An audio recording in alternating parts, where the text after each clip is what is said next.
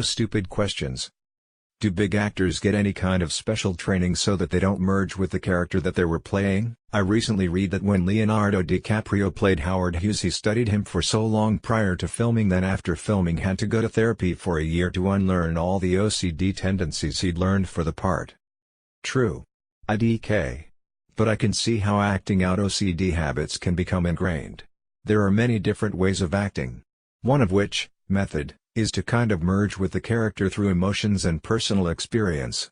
However, that is an extremely draining way of acting. Stanislavski, the guy who is most famous for creating method, even distanced himself from it in his later years. Another way is to approach a character from a more physical perspective. Instead of using your emotions, you use the way you move to become the character. Sorry about grammar, English is not my first language. Source: I have a bachelor's in theater.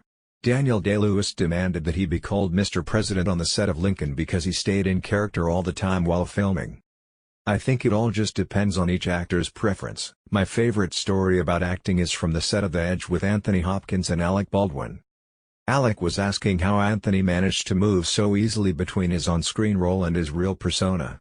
Anthony's response was, "It's called acting." There's a Harvard talk by Josh Rodner where he talks about how he tried to keep his identity separate from that of Ted Mosby, but he spent so much time with the writers and directors that they would often write him into the character, blurring the lines between identities at times. I heard once that Johnny Depp had to get therapy because he got so in character that he needed help to get out of it after the filming ended. I heard Zac Efron, who played Ted Bundy in a recent movie, hasn't been the same since.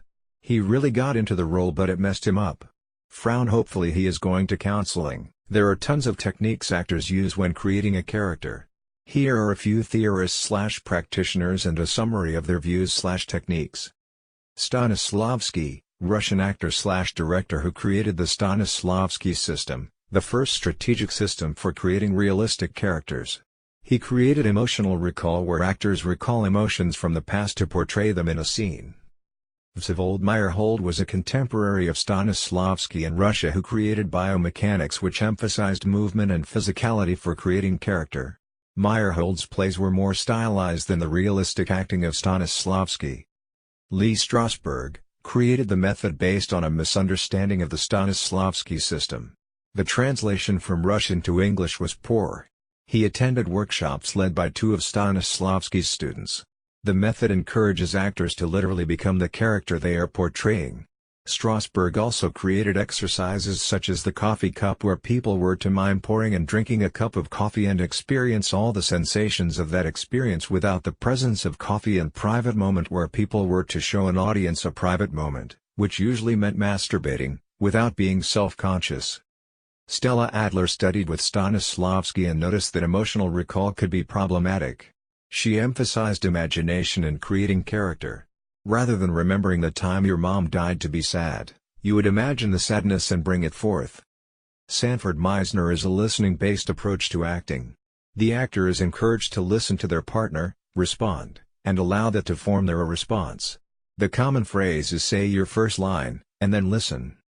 Bertolt Brecht, developing the ideas of Erwin Piscator, is associated with epic theater where the performers were intentionally distanced from the characters they are presenting. The actor is supposed to present the character like a witness describing a car accident. The goal is that the audience does not become emotionally connected to the performance but thinks about the ideas presented throughout. Michael Chekhov is a descendant of playwright Anton Chekhov and champions a physical style of acting. This outside-in technique encourages the development of internal processes through external physical action. David Mamet and William H. Macy developed practical aesthetics based on the work of Stanislavski and Meisner. The key difference is the as-if portion of the technique, which is choose memory in favor of imagination. Viewpoints was originally created by Mary Overly for creating character in dance and adapted by Anne Bogart and Tina Landau for the theater. These viewpoints are individual aspects of physical performance such as tempo, which controls how fast or slow you perform an action. You can think of these viewpoints like sliders which augment aspects of the performance independently of one another to fine-tune the performance. These techniques are hardly the only ones, but they represent the major styles operating in theater and film acting today. Most actors use an eclectic approach, integrating what works for them from multiple approaches. As a theater maker who started as a puppeteer, I find external approaches most helpful because I've learned to demonstrate character externally with inanimate objects. However, I definitely use internal techniques as well when necessary. Edit. Thanks for the silver, gold, and platinum. You all smile. Jim Carrey is a method actor. He actually became different characters he played and would love like them and would be addressed as them. If you look at his interviews now, it totally messed up his brain. He talks about how he's not really there and there is no concept of me. It's really weird. So I guess one way would be to just not do method acting. For some fun, check out Jim Carrey playing Andy Kaufman. There is an excellent documentary that I highly recommend, Jim and Andy: The Great Beyond. There is a documentary about the making of the film Man in the Moon. Jim Carrey went through a tremendous ordeal to portray Kaufman. Check it out, it's both bizarre and a great insight into the process. Paging Heath Ledger. You are wondered on the method acting aisle, would Borat be considered method acting? Sasha didn't break character for months. Think it's what he does with all his characters. Others have pretty sufficiently answered your question. But, since no one has linked anything like this yet, some URL, there are several YouTube videos that talk about times when a role had a negative effect on an actor. If you have time and have a subscription to Netflix, I highly recommend watching a documentary called Jim and Andy. It's about Jim Carrey's performance as Andy Kaufman in Man on the Moon. Incredibly interesting and explores how actors can get lost in the characters they are portraying. As a side note, like many people said, there are many different styles of acting and some are more intense than others. Method acting being a big culprit, but also the method taught by Sanford Meisner was pretty rough for me and my graduating class. Source: acting degree. I think it's the opposite. I know Bill Skarsgård, actor who played it, had nightmares for like weeks after filming ended, where he kept seeing Pennywise. Another method is to just play yourself in a movie. Audiences then will just know you as actor in Blockbuster. Jim Carrey for Man on the Moon was bizarre. He demanded to be called Andy, even by Andy Kaufman's family, which had to be awkward AF. He even acted like Andy's alter ego. I'm not sure he ever fully recovered from that work. He's become a very weird guy. Watch Jim and Andy, it's so fascinating. Anyone who gets popular enough is a big actor. They don't necessarily come from big actor schools and they don't get the same big actor training. But many of them do probably have many counselors and therapists who give them advice and try to keep their mental health on track. Many of whom probably also tackle the issues related to the profession, including the one in question. However, I really do not think it is a very big issue for them. Generally, fans assume that to be a bigger issue since for a watcher all you see is the character, but for them it is just a job for a few months, and they are still themselves vast majority of the filming time. As the classic himself, Jay-Z said, they got 99 problems and mixing their identity with a character ain't one. Does anyone think we're taking actors a bit too seriously? Yes, they are wealthy and famous, but they are really just adults playing make-believe. My father-in-law is an oncologist for a bunch of major actors in LA and friends with many of them. Although it's always fun to meet them, after an hour or so I'm always thinking that it's a bit crazy how everyone is treating this person who has graced us with their presence, and even crazier how they soak it all up. Less intense than the other examples, but Sarah Michelle Gellar was cast in Scream 2 after she had been working on Buffy. When the killer would chase her, she would instinctively turn around and fight back. It was so ingrained from all of her vamp slaying. She was also too buff and could easily outrun the killer, so she had to put pebbles in her shoes in order to be more of a helpless victim. I'm not an expert, but when things are filmed they are constantly going in and out of character, taking multiple takes and practicing line readings. So there isn't really a long-term in-character moment for the actor to experience unless they're doing it on purpose via method acting. I heard that Charlie Hunnam had a hard time letting go of his Jax character from Sons of Anarchy. Sean Penn couldn't shake his tendencies for several years after playing Jeff Spicoli in Fast Times at Ridgemont High. Not until he met Madonna, and he learned to act like he was in love with her, was he able to overcome the Spicoli effect. Perhaps the question should be, do good actors? Some big actors, examples from my era include John Wayne and Ronald Reagan, never did play a character.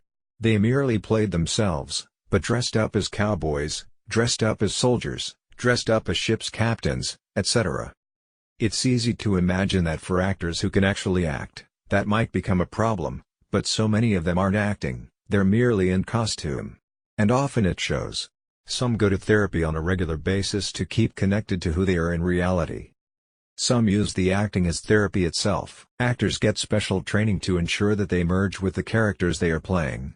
Getting back out is up to them, and there are various methods: therapy, drugs, a long vacation, just flipping a switch, failing completely, death. Ross Lynch said that after playing Jeffrey Dahmer he was very depressed and antisocial for months, and stayed in his house a lot. Some people have a weird idea on how acting works.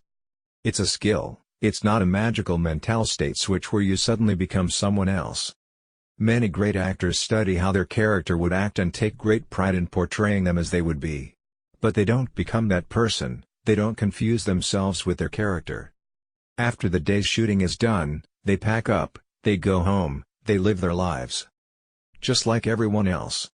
Source: my mother, father and stepmother are high to mid-level actors. They're all tired of hearing this misconception. Having taken professional classes and having difficulty with my identity in those classes, I'd have to say yes.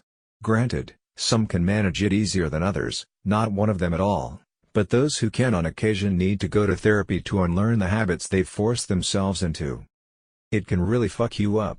I remember in my class learning that it's a terrible idea to learn to cry on cue by remembering sad things in your life because it re-traumatizes you. It's not healthy by any means. Another thing that was taught was how to leave your anger out in the real world at the door.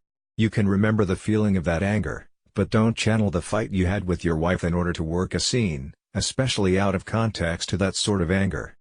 It's honestly weird when people say that RDJ is Tony Stark Earl when in reality he's been playing asshole characters a majority of his career, e.g. the singing detective. It isn't so much method acting as much as not giving a fuck. I act and I have trouble due to other conditions that puts me in a position of fracturing myself. It isn't good for me. I'm not in the mood for a pity party for you commenters, as I have already started therapy, so that's fine. But a fractured identity can occasionally occur, especially with versatile actors. Despite the idea that being typecasted as a particular type of character is somehow bad, it's probably the safest way to avoid those therapy sessions, though obviously it isn't true in all cases. No. While you know it isn't real, you pretend as hard as you can that it is for so long that your characters will always stay with you. Not everything, you don't go full schizo, but some part of each character you play, well, is grafted into you. It has helped me grow enormously. I was a painfully awkward and shy kid in high school. 17 years of stage acting fixed that and then some. Your question reminds of this hilarious, if a bit weird, interview where Christian Bale is struggling to stop speaking in a Boston accent. When he sees an old picture of himself he goes straight back into an English accent. Some URL. Acting is a profoundly artificial thing. Even with actors who utilize method acting, there is still rehearsing and multiple takes and breaks for lighting or makeup or sound adjustments. So unless there's something very unusual about things, it's simply too fake to have a lasting impact on an actor. Pretending to be someone else for a few hours a day isn't going to change who you are. Went to school for acting. Our professors discouraged us from going method. Instead, we were taught other techniques, like the Meisner, Williamson, and Chekhov techniques, as well as a movement method called viewpoints. Each of these techniques and process breaks acting down into different parts. One for developing character, one for voice/speech, one for movement, and one for preparing for heavy emotion. It eventually becomes almost a scientific process that really prevents you from causing yourself mental turmoil. That said, some actors don't receive that level of training. Method acting can be dangerous. Think Heath Ledger as the Joker, or Jared Leto as the Joker. Two opposite ends of the method acting scale.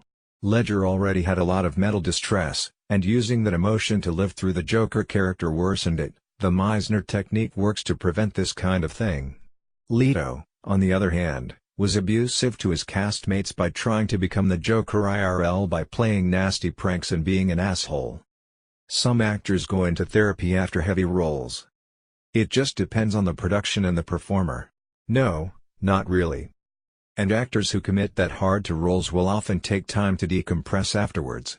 So they can remember their own life. Not really, I think, cause if you look at Heath Ledger, his Joker character may have caused his death. Martha Stewart stopped dating Anthony Hopkins because she couldn't shake the Hannibal Lecter role. Being Andy Kaufman broke Jim Carrey. He was never fully Jim again after that. The Rock plays The Rock and Kevin Hart plays Kevin Hart. They got it easy. I wanna say, Heath Ledger, who was that guy that played the Joker? Ask Heath. Think about actors who play 10 seasons TV shows. Merging with a Gioke Doofty Meow, Cat. Heath Ledger was severe mentally damaged after he played the role of the Joker and was one of many reasons why he committed suicide.